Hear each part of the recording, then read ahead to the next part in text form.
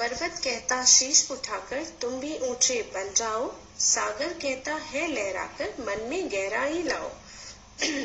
अब इस पाठ में, इस कविता में हमें पर्वत क्या कहता है? पर्वत हमसे कहता है कि जिस प्रकार मेरा शीश हमेशा ही ऊंचा रहता है, हमेशा ही उठा रहता है, तुम्हें भी उसी प्रकार अपने जीवन में अच्छे कार्य करने हैं ताकि तुम्हारा शीश भी हमेशा उठा रहे, ऊंचा रहे।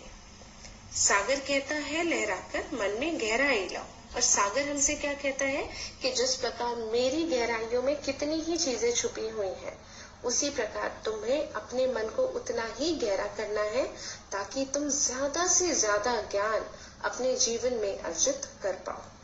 समझ रहे हो क्या कहती है उठ उठ गिर गिर तरल तरंग? आप समझ रहे हैं कि ये जो तरंगे होती है सागर की, ये हमें क्या कहती है? ये हमें सिखाती है कि जिस प्रकार वो गिरती हैं तो उठती भी हैं, लेकिन एक जगह रहती नहीं, हमेशा आगे बढ़ती रहती हैं।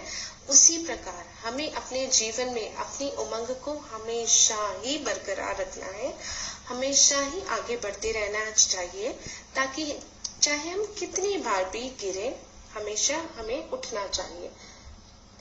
भर लो अपने मन में मीठी मीठी मृदुल उमंग। हमें कभी भी हारना नहीं चाहिए।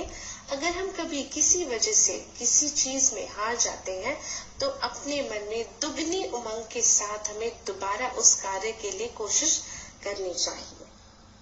धरती कहती धैर्य न छोड़ो, कितना ही हो सिर पर भार, नभ कहता है फैलो इतना, ढक लो तुम सारा संसार।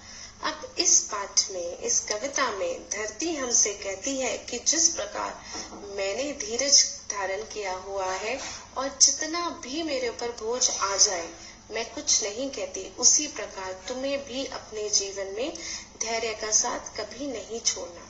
कितनी भी परेशानी आए, कितनी भी अटकलें आए, तुम्हें अपना धीरज बांध कर रखना है, हमेशा उन मुसीबतों को पार करना है, परेशान नहीं होना है, घबराना नहीं है। नभ कहता है फैलो इतना, ढक लो तुम सारा संसार। नभ हमसे कहता है कि जिस प्रकार मैं पूरे संसार में फैला हुआ हूँ, उसी प्रकार तुम अपने जीवन में अपने धैर्य के साथ इतने अच्छे कार्य करो ताकि तुम्हारा नाम भी जिस प्रकार मैं फैला हुआ हूँ पूरे विश्व पर, इस प्रकार तुम्हारा नाम भी पूरे संसार में फैला हुआ हो। यह पाठ हमें यही चीजें सिखाता है कि प्रकृति के अंश से हम कुछ ना कुछ सीखते हैं।